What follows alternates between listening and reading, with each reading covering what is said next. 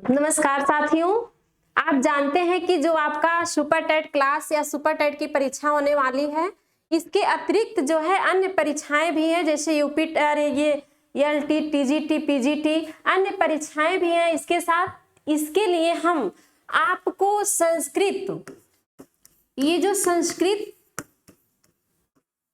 की क्लास है, ये क्लास जो है हम इतने बेहद तरीके से आपके साथ शेयर करना चाहते हैं, पढ़ाना चाहते हैं कि आप एक एक पॉइंट को जो है अच्छे तरीके से देखें और अध्ययन करें। सबसे पहले तो हम ये बताना चाहते हैं कि ये सुपर टेट में जो संस्कृत के अंक हैं वो कितने अंक का होता है। सुपर टेट में संस्कृत, तो सुपर टेट में जो है संस्कृत के 10 अंक आते हैं।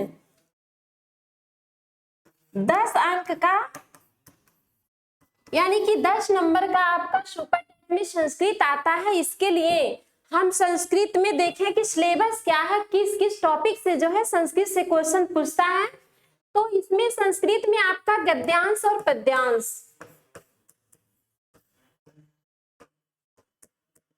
गद्यांश और पद्यांश, गद्यांश और पद्यांश से भी क्वेश्चन आते हैं आपके। उसके बाद से संपूर्ण व्याकरण, व्याकरण में जो भी आपका संधि, समास, प्रत्यय, उपसर्ग है, इससे भी क्वेश्चन आपके संस्कृत सुपर टेट में आता है। संपूर्ण व्याकरण,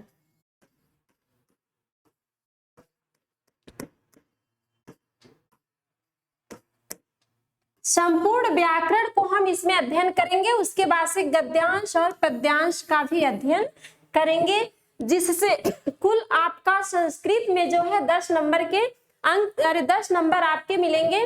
तो सबसे पहले हम बेसिक तरीके से अपने संस्कृत व्याकरण की शुरुआत करते हैं। चलिए आइए देखते हैं कि संस्कृत जो है किन किन शब्दों से मिलकर के बना हुआ है।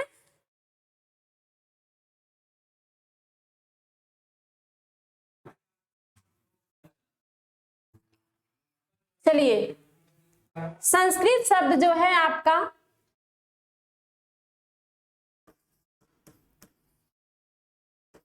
सम, सम उपसर्ग, संस्कृत शब्द आपका जो है सम उपसर्ग,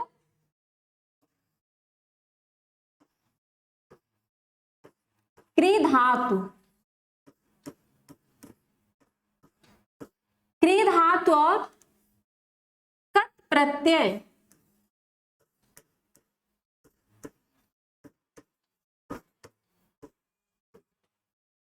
फिर इस स का जो है शुट आगम हुआ है, शुट का आगम।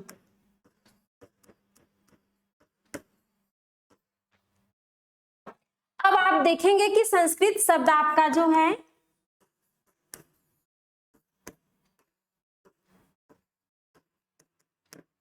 सम, धन, सुट धन, क्री धन, कत से मिलकर के आपका क्या बना हुआ है, संस्कृत शब्द बना हुआ है। उसके बाद से आप देखिए संस्कृत के जो हैं अर्थ क्या होते हैं। संस्कृत के अर्थ या संस्कृत शब्द का अर्थ,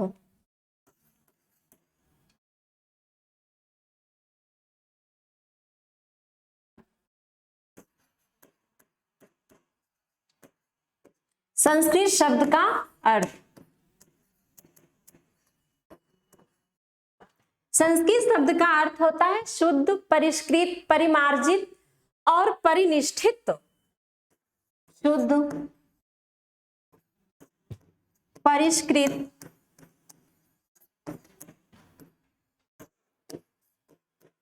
परिमार्जित और परिनिष्ठित।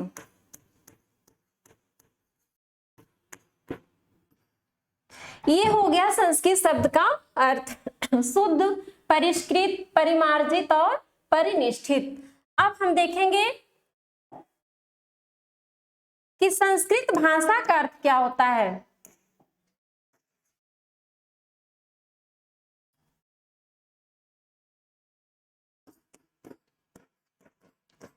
संस्कृत भाषा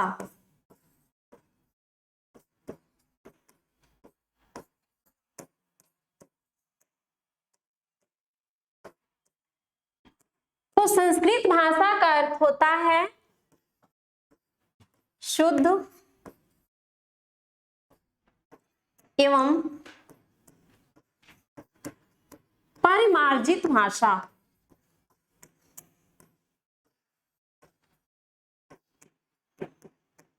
संस्कृत भाषा का अर्थ क्या होता है? शुद्ध एवं परिमार्जित भाषा। अब हमने देखा कि संस्कृत शब्द जो है सम उपसर्ग क्री धातु और कत प्रत्यय से मिलकर के बना हुआ है। संस्कृत शब्द का अर्थ होता है शुद्ध, परिष्कृत, परिमार्जित और परिनिष्ठित। और संस्कृत भाषा का अर्थ क्या होता है? शुद्ध और परिमार्जित भाषा को ही हम क्या कहते हैं? संस्कृत कहते हैं। चलिए आगे हम देखते हैं। बहुत ही बेसिक तरीके से अध्ययन करिए ताकि एक भी पॉइंट जो है छूटे ना। आगामी जो भी परीक्षा आपका है, जिसमें भी संस्कृत के क्वेश्चन आपके एग्जाम में आते हैं, ये इतने बेहद तरीके से पढ़ें आप कि कोई भी क्वेश्चन जो है छूटे ना, यानी सारे क्वेश्चन जो है आपको मिले इस अध्ययन से।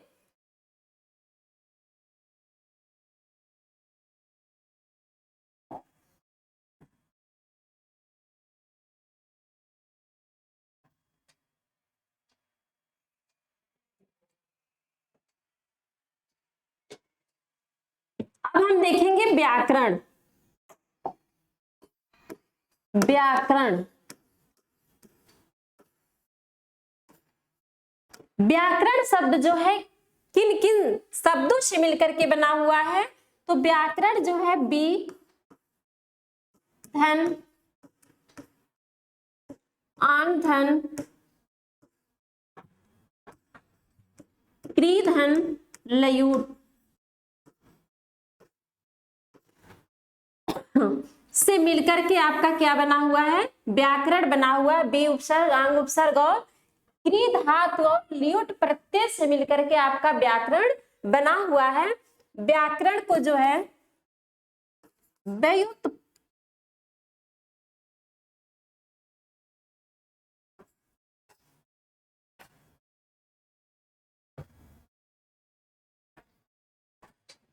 चलिए व्याकरण को जो है व्याक्रियन्ते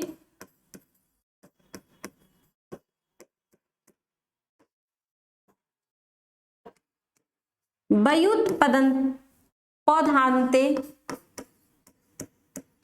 अनेन इति व्याकरणम्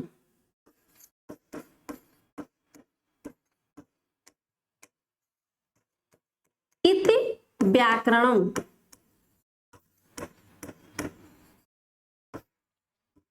ये क्या हो गया? व्याकरण का सूत्र हो गया। व्याक्रियन्ते उत्पादनते अनेन इति व्याकरणम्, जिसके द्वारा जो है शब्दों के या जिसके माध्यम से शब्दों की व्युत्पत्ति हो या निष्पत्ति हो, उसे हम क्या कहते हैं? व्याकरण कहते हैं। तो यहां नोट कर लेंगे हम, जिसके द्वारा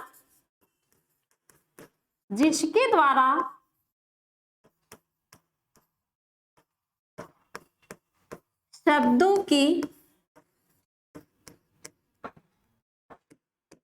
निष्पत्ति हो उसे व्याकरण कहते हैं।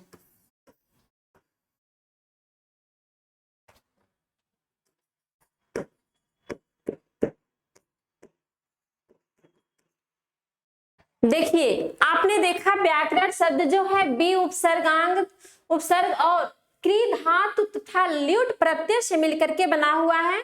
व्याक्रियन्ते व्युत्पादन्ते अनेन इति व्याकरणम्, जिसके द्वारा शब्दों की निष्पत्ति या उत्पत्ति हो उसे हम क्या कहते हैं? व्याकरण कहते हैं। तो व्याकरण का सबसे प्रमुख ग्रंथ कौन सा है? व्याकरण का सबसे प्रमुख ग्रंथ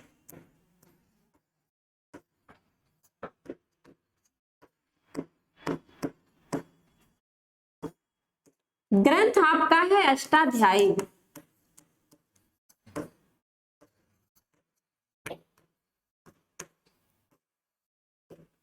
व्याकरण का सबसे प्रमुख ग्रंथ कौन सा है? अष्टाध्यायी है। ये जो है आपका सबसे प्रमुख ग्रंथ हो जाएगा व्याकरण का अष्टाध्यायी। इसकी रचना जो है पाणिनि ने किया था। तो इसमें हम देखेंगे व्याकरण के जितने भी व्याकरण शास्त्री हैं या जितने भी व्याकरण की रचना किए हैं उन मुनियों के बारे में थोड़ा सा हम अध्ययन कर लेंगे, जो हमारे बेसिक तरीके से बहुत ही महत्वपूर्ण है। ये व्याकरण का सूत्र हो गया, व्याक्रियन्ते व्युत्पादन्ते अनेन व्याकरणम। ये आपका क्या हो गया? व्याकरण का सूत्र हो गया। व्याकरण जो है बी उपसर्ग आंग उपसर्ग क्री धातु और लयुट प्रत्यय से मिलकर के आपका क्या बना? व्याकरण बना।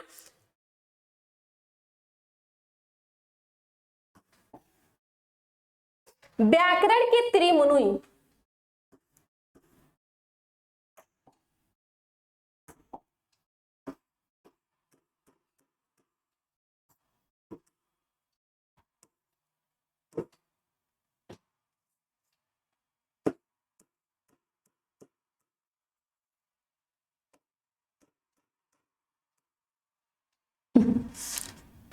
चलिए देखते हैं व्याकरण के त्रिमुनि के अंतर्गत कौन कौन से मुनि आते हैं।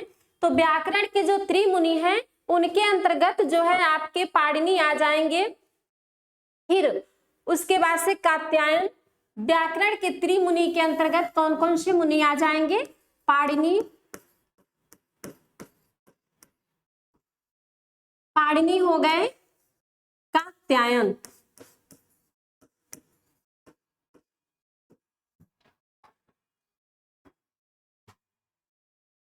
और पतंजल।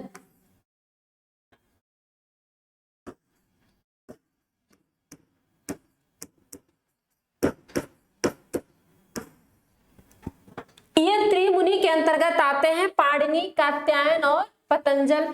पाणिनि का अन्य नाम वररुचि भी है, वररुचि। इनको वररुचि के नाम से भी जाना जाता है। अब हम देखेंगे कि पाणिनि का जो मुख्य ग्रंथ है, व्याकरण शास्त्र का पाणिनि का मुख्य ग्रंथ कौन सा है? तो इनका जो मुख्य ग्रंथ है अष्टाध्यायी।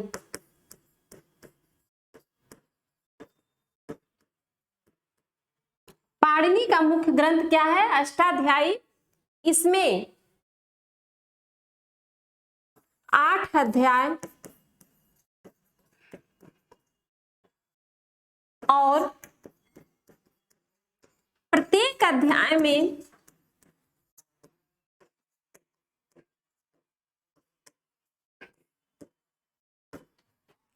8 अध्याय और प्रत्येक अध्याय में 4 पाद हैं।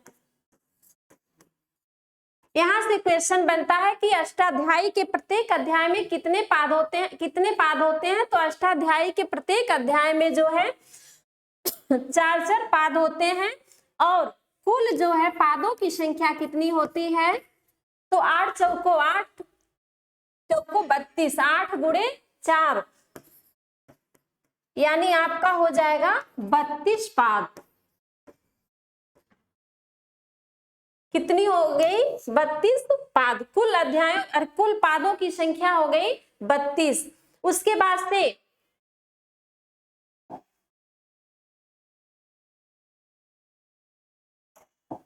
चलिए हम देखते हैं इनमें सूत्रों की संख्या। अष्टाध्यायी में जो है सूत्रों की संख्या कितनी है? अष्टाध्यायी में सूत्रों की संख्या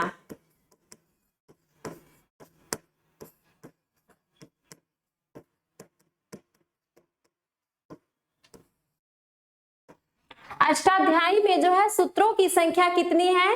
तो अष्टाध्यायी में जो है सूत्रों की संख्या हो जाएगी 3978। 978 सूत्र हैं या लगभग 3978 या लगभग 4000 लगभग कितनी मानी गई है? लगभग 4000 मानी गई है। सूत्रों की रचना करने के कारण यह लगभग 4000 सूत्र हैं। तो सूत्रों की रचना करने के कारण जो है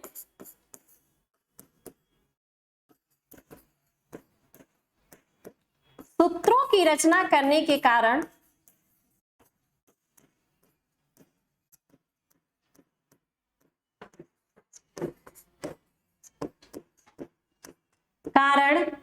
इनको क्या कहा जाता है? इनको सूत्रकार कहा जाता है।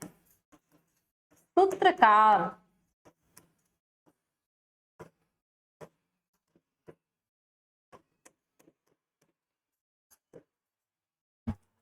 पाणिनि जो है सूत्रों की रचना, कितने सूत्रों की रचना अष्टाध्यायी में किए हैं? 3978 सूत्र, यानी लगभग जो है 4000 सूत्रों की रचना किए हैं। इसलिए सूत्रों की रचना करने के कारण इनको क्या कहा जाता है? सूत्रकार कहा जाता है। तो अष्टाध्यायी का प्रथम सूत्र कौन सा है? अष्टाध्यायी। अष्टाध्यायी का प्रथम सूत्र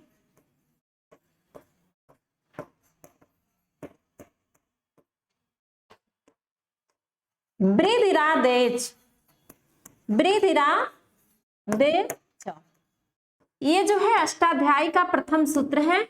और अंतिम सूत्र हो जाएगा अष्टाध्यायी का अंतिम सूत्र क्या है? अ। ये आपका हो गया अष्टाध्यायी का अंतिम सूत्र। चलिए, पाणिनि का ग्रंथ जो है कौन सा ग्रंथ है? अष्टाध्यायी। अष्टाध्यायी में जो है 8 अध्याय और प्रत्येक अध्याय में 4-4 पाद हैं। कुल पादों की संख्या कितनी है? तो 32 पाद हैं। कुल पादों की संख्या 32 है। अष्टाध्यायी में सूत्रों की संख्या कितनी है? तो 3978 सूत्र है। लगभग 4000 सूत्र माना जाता है। सूत्रों की संख्या, सूत्रों की रचना करने के कारण इनको जो है क्या कहा जाता है? सूत्रकार कहा जाता है। सूत्रकार किसको कहा जाता है? तो सूत्रकार जो है पाणिनि को कहा जाता है। अष्टाध्यायी का प्रथम सूत्र क्या है? आपका अष्टाध्यायी का प्रथम सूत्र क्या है? तो अष्टाध्यायी का प्रथम सूत्र जो है बृहदिरादेच। अष्टाध्यायी का प्रथम सूत्र क्या है? बृहदिरादेच। उसके बाद से अंतिम सूत्र क्या है? तो अंतिम सूत्र जो है अ है। चलिए आगे हम बढ़ते हैं। अब हम पढ़ेंगे कात्यायन।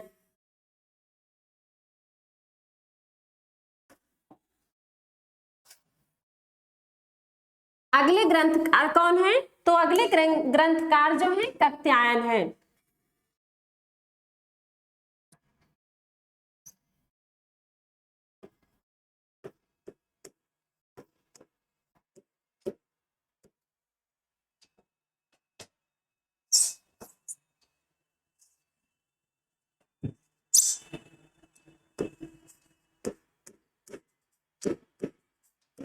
कात्यायन, इनका अन्य नाम क्या है? वररुचि।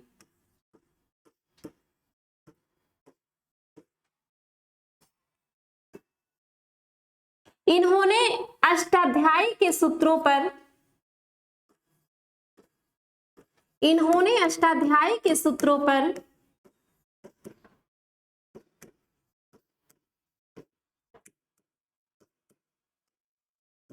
अष्टाध्यायी के सूत्रों पर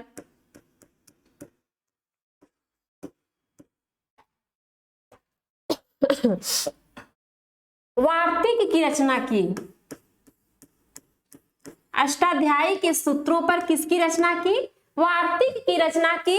इसलिए इनको क्या कहा जाता है? वार्तिककार कहा जाता है। वार्तिक की रचना की। वार्तिक की रचना की,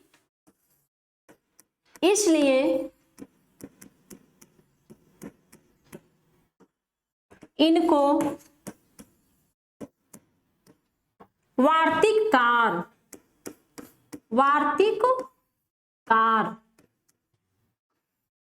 कहा जाता है।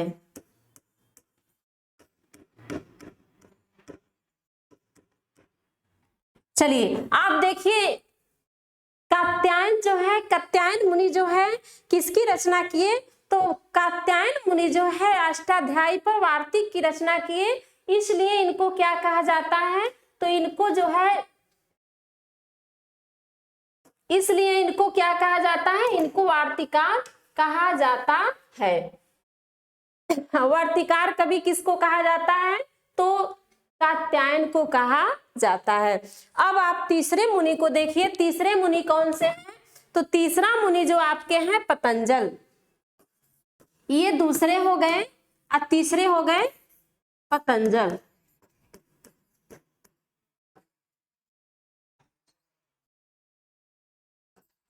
पतंजल,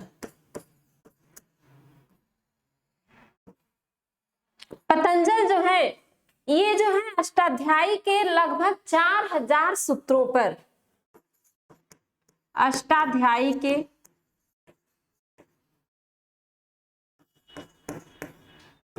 अष्टाध्यायी के 4000 सूत्रों पर भाष्य की रचना किए। भाष्य 4000 सूत्रों पर भाष्य की रचना किए, जिसे क्या कहा जाता है? महाभाष्य। जिसे क्या कहा जाता है? महाभाष्य।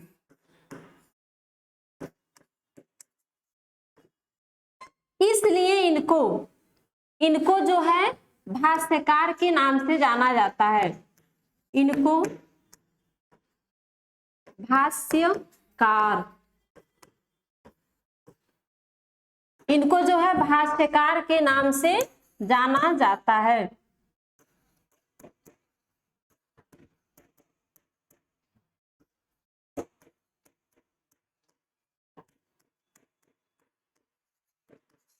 अब हम देखेंगे कि पतंजल जो है अष्टाध्यायी के कितने सूत्रों पर जो है भाष्य की रचना किए हैं। तो अष्टाध्यायी के जो है 4000 सूत्रों पर इन्होंने भाष्य की रचना की है, जिसका नाम क्या है? महाभाष्य। महाभाष्य, इसलिए इनको जो है भाष्यकार के नाम से जाना जाता है। इनका मुख्य ग्रंथ क्या है? महाभाष्य है। इन्होंने अष्टाध्यायी के 4000 सूत्रों पर भाष्य की रचना की है। उसके बाद से महाभाष्य में जो है, महाभाष्य में महाभाष्य में 84 आहनिक हैं। आहनिकों की संख्या जो है महाभाष्य में कितनी है? तो 84।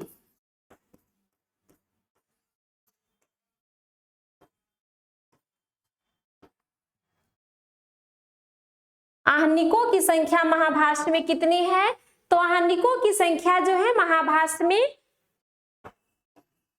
84 आहनिक महाभाष्य में है।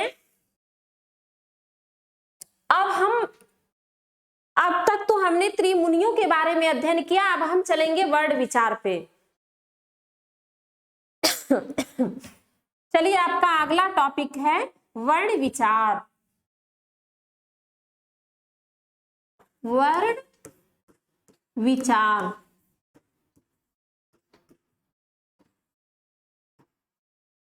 ये आपका अगला टॉपिक है वर्ण विचार। हम देखते हैं कि वर्ण या अक्षर,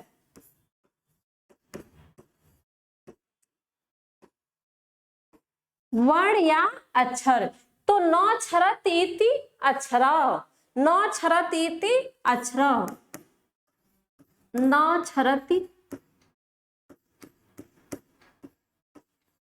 इति अक्षर। ये सूत्र क्या कह रहा है कि नौ छरत इति अक्षर, जिसका क्षरण न हो या जिसका विनाश न हो, कभी जिसका विनाश न हो, उसे क्या कहा जाता है? अक्षर कहा जाता है या वर्ण कहा जाता है। जिसका विनाश न हो, जिसका कभी विनाश न हो,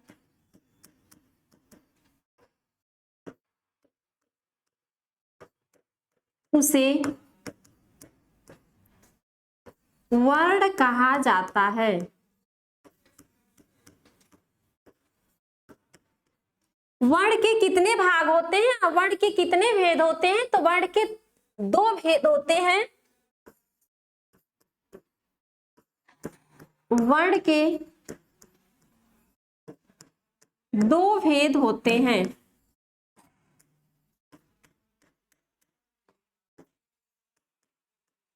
पहला आपका हो जाएगा स्वर, जिसको क्या कहा जाता है? अच कहा जाता है। दूसरा आपका हो जाएगा व्यंजन।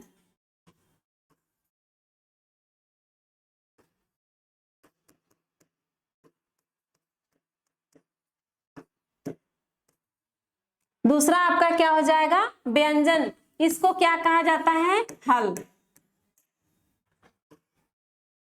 स्वर को अच, प्रत्याहार के 14 जो सूत्र हैं, इसके शुरू के 4 सूत्रों में अच का वर्णन है, यानी अच मिलता है, स्वर मिलता है, इसलिए इसे क्या कहा जाता है? अच कहा जाता है। और प्रत्याहार के जो है 5 के बाद, मतलब 4 के बाद जितने भी 5 से 14 तक के 10 सूत्र हैं, उसमें व्यंजनों का वर्णन है, यानी सारे व्यंजन उसमें समाहित हैं, इसलिए उसे क्या कहा जाता है? हल कहा जाता है। अब हम पढ़ेंगे स्वर। स्वर यानी कि अच। स्वर,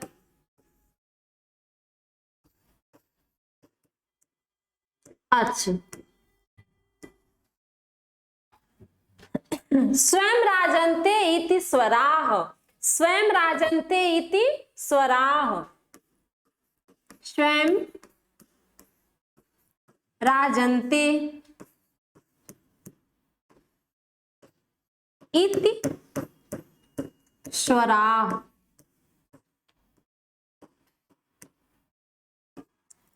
स्वर को क्या कहा जाता है? स्वयं राजन्ते इति स्वराः। जो स्वयं सुशोभित हो उसे क्या कहा जाता है? स्वर कहा जाता है। जैसे जो स्वयं सुशोभित हो, जो किसी अन्य वर्णों के द्वारा न सुशोभित किया जाता हो, उसे स्वर कहा जाता है।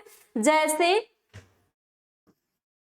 जैसे अ, आ, ई, उ, री, ली,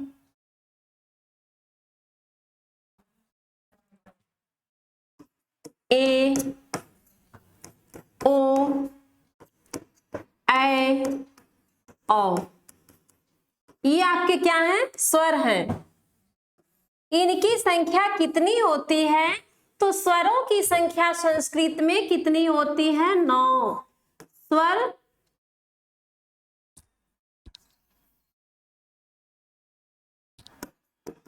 स्वरों की संख्या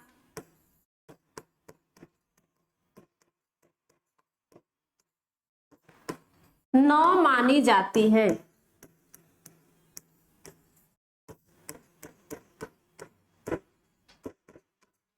अ, ए, ओ, री, ली, ए, ओ, ऐ, औ। यानी आपका कितना स्वर हो गया? 9 स्वर होता है संस्कृत में। और हिंदी में हम जाएंगे तो स्वरों की संख्या जो है स्वरों की संख्या हिंदी में 13 मानी जाती है, जिसमें मूल स्वर मूल स्वर कितने होते हैं? तो मूल स्वरों की संख्या कितनी होती है? अ, ई, उ, री। मूल स्वर की संख्या 5 होती है। मूल स्वरों की संख्या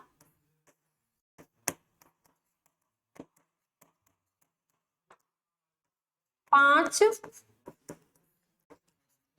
होती है। जैसे औ, ई, उ, री, लृ। ये क्या हो गए आपके 5 मूल स्वर हो गए। और उसके बाद से संयुक्त स्वर,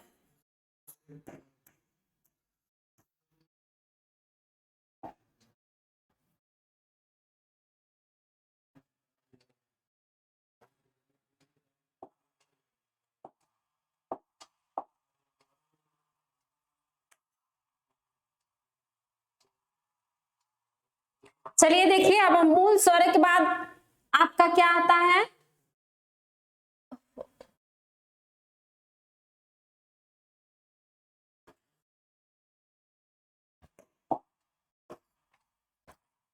संयुक्त स्वर। संयुक्त स्वर जो होते हैं इनकी संख्या 4 होती है। संयुक्त स्वर की संख्या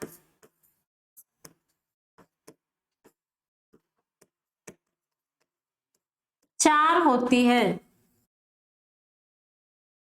4 होते हैं। कौन कौन से? जैसे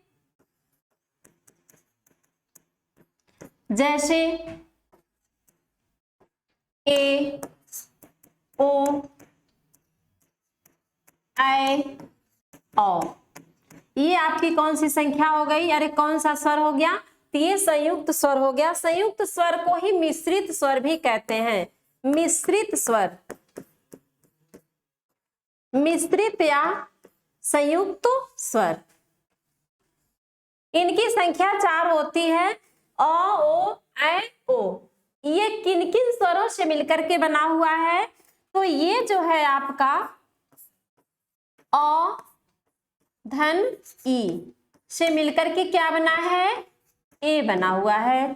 फिर ओ जो आपका है ओ, अ, धन ऊ से मिलकर के आपका बना है ओ।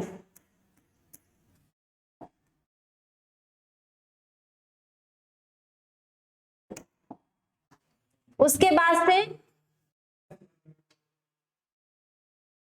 ऐ जो है आपका कैसे बना हुआ है? तो ऐ जो है आपका अ, धन ए से मिलकर के बना है ऐ।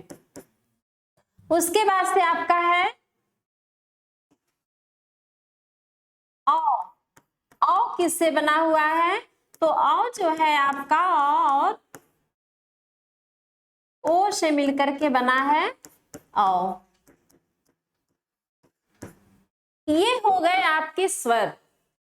आपने पढ़ा स्वर जो है स्वरों की संख्या 9 होती है, जिसमें आपका कौन कौन सा स्वर आ जाएगा? अ, ई, उ, री, लृ, ए, ओ, ऐ और औ आ जाएगा।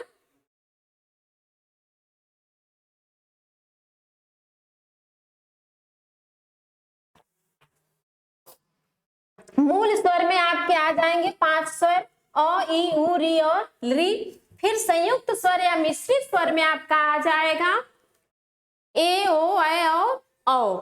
इन स्वरों, ये जो चारों स्वर हैं किन किन स्वरों से मिलकर के बने हुए हैं? तो आप देखिए जो चारों स्वर हैं, अ, ई से मिलकर के ए, अ, उ से मिलकर के ओ, अ और ए से मिलकर के ऐ हुआ है, अ और ओ से मिलकर के आपका अ हुआ है। अब हम देखेंगे स्वरों के भेद। स्वर के कितने भेद होते हैं? भेद के अनुसार स्वर कितने भागों में बांटा गया है, इसके बारे में देखते हैं। अगर आप इससे संतुष्ट हैं तो आप ऑनलाइन बैच ज्वाइन करें। ऐप पे जाएं, ऐप पे आपको नंबर मिलेगा, उस नंबर से आप संपर्क करके आप इस सुपर टेट के बैच में ज्वाइन कर सकते हैं। संस्कृत सारे सब्जेक्ट के टीचर उपलब्ध हैं, विशेषज्ञ उपलब्ध हैं। हर सब्जेक्ट जो है आपके सुपर टेट के जितने भी सब्जेक्ट 14 सब्जेक्ट हैं, सारे टीचर जो है अपने अपने सब्जेक्ट को बड़ी अच्छे तरीके से पढ़ाएंगे, जिसमें एक सब्जेक्ट आपका संस्कृत भी है जो 10 नंबर का आता है। इसलिए आप जो है कांटेक्ट नंबर जो दिए गए हैं उनसे संपर्क कर लें। अभी है, थोड़ा सा बचा हुआ है। चलिए उसके बाद से हम पढ़ेंगे स्वरों के भेद।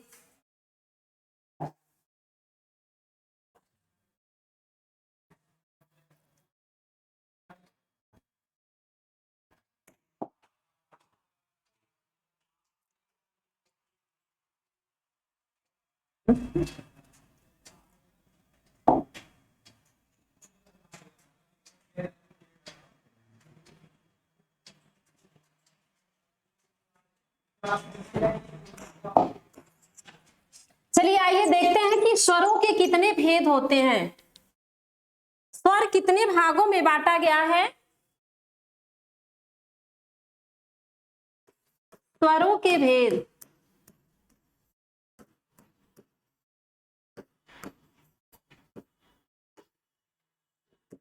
स्वर के मुख्यतः 3 भेद होते हैं। स्वर के 3 भेद होते हैं।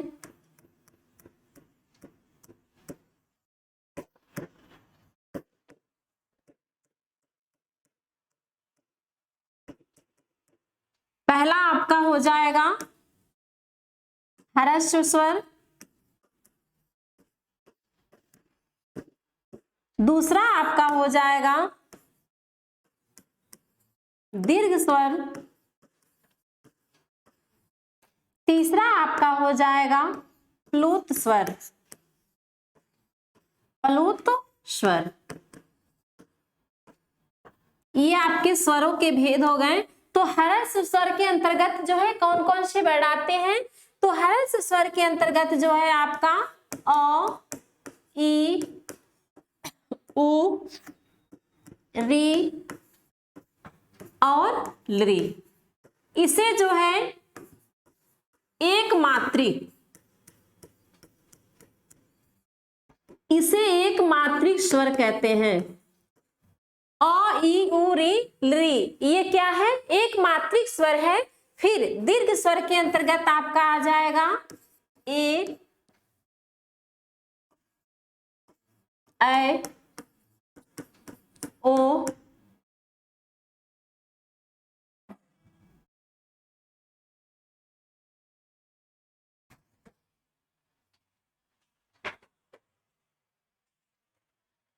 चलिए दीर्घ स्वर के अंतर्गत आपका आ जाएगा आ, ई, उ, री, ए, ऐ, ओ। ये जो है आपका दीर्घ स्वर के अंतर्गत औ। इसे हम कौन सा स्वर कहते हैं या इसमें कितने मात्रा है, तो इसे द्विमात्री स्वर कहते हैं। द्विमात्रिक, इसे कौन सा स्वर कहते हैं, तो इसे द्विमात्रिक स्वर कहते हैं। इसमें इनका जो है मेल या ये वर्ण जो है 2 मात्राओं के या 2 वर्णों से मिलकर के बने हुए हैं, इसलिए इसे क्या कहा जाता है, द्विमात्रिक वर्ण कहा जाता है। उसके बाद से आपका तीसरा है प्लुत। प्लुत स्वर जो है इसके अंतर्गत क्या आ जाएगा,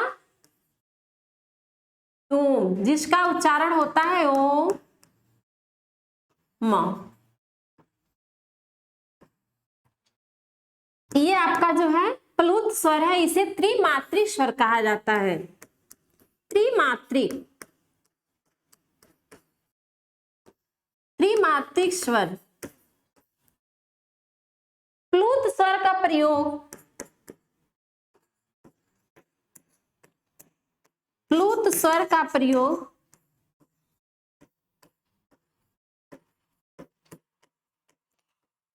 प्लुत स्वर जो है आपका ओम, इसका प्रयोग कहाँ किया जाता है, तो प्लुत स्वर का प्रयोग जो है प्रायः वेदों में किया जाता है। वेदों में किया जाता है।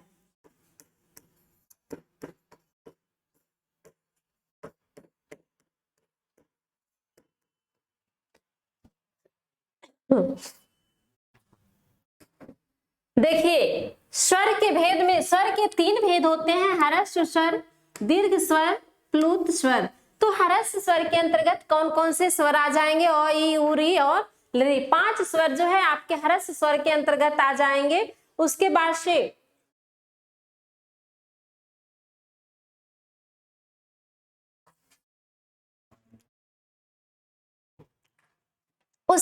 दीर्घ स्वर के अंतर्गत आ, ई, उ, री, ए, ऐ, ओ, ये द्विमात्रिक स्वर कहे जाते हैं। अपलुत स्वर के अंतर्गत जो है आपका ओम, ये आपका त्रिमात्रिक स्वर है। प्लुत स्वर का प्रयोग जो है, इस स्वर का प्रयोग कहाँ मिलता है? तो इस स्वर का प्रयोग जो है वेदों में मिलता है।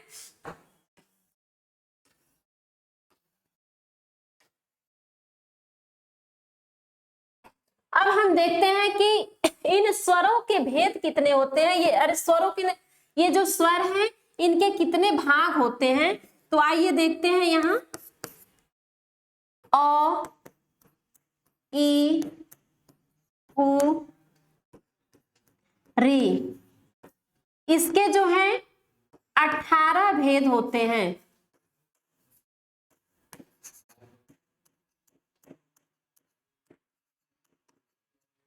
अ, ई, उ, री के कितने भेद होते हैं? तो अ, ई, री के जो हैं 18 भेद होते हैं। इसके प्रत्येक वर्ण के मतलब अ के भी 18 भेद होते हैं। मतलब इस कुल मिलाकर के इसके कितने भेद होते हैं? 18 भेद होते हैं। उसके बाद ली,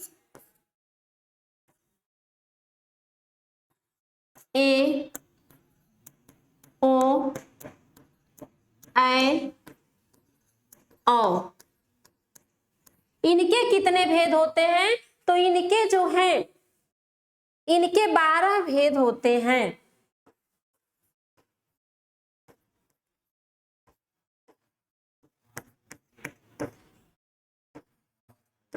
इनके 12 भेद होते हैं।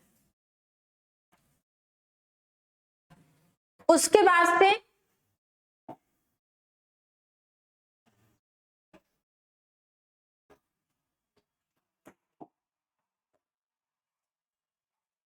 बाद से अगर आप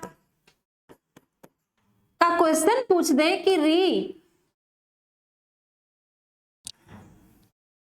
री और ली के कितने भेद होते हैं? री और ली के कितने भेद होते हैं? तो री और ली के जो हैं 30 भेद होते हैं।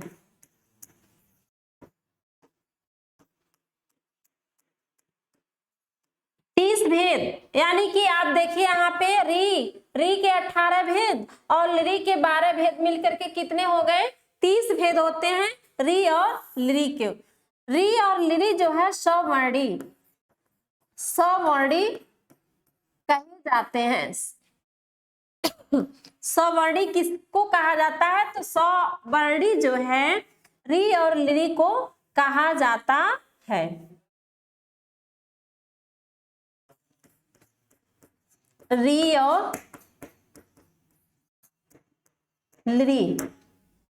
और ली क्या होते हैं? सवर्णी होते हैं।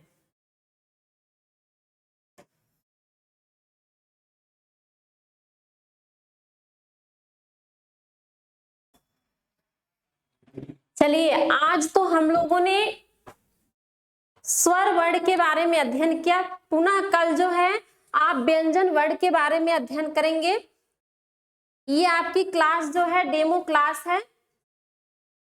आप इस क्लास की शुरुआत तो कर रहे हैं, लेकिन आप मेरे क्लास से, मेरे ऐप से जुड़ने के लिए आप हमारे कांटेक्ट नंबर पे संपर्क करें, ताकि आप सुपर टेट की क्लास जो है बहुत बेहतर तरीके से आपकी तैयारी हो और आप अपने जो आगामी एग्जाम है, ये क्लास जो संस्कृत का है ये सिर्फ सुपर टेट के लिए नहीं है, ये तो टीजीटी, एलटी, पीजीटी के लिए भी, जहां भी संस्कृत व्याकरण है उसके लिए ये क्लास जो है बहुत ही बेहद तरीके से पढ़ाया जा रहा है, या बहुत ही आपके लिए महत्वपूर्ण क्लास है। चलिए, तब तक के लिए हम क्षम्यतम, धन्यवाद।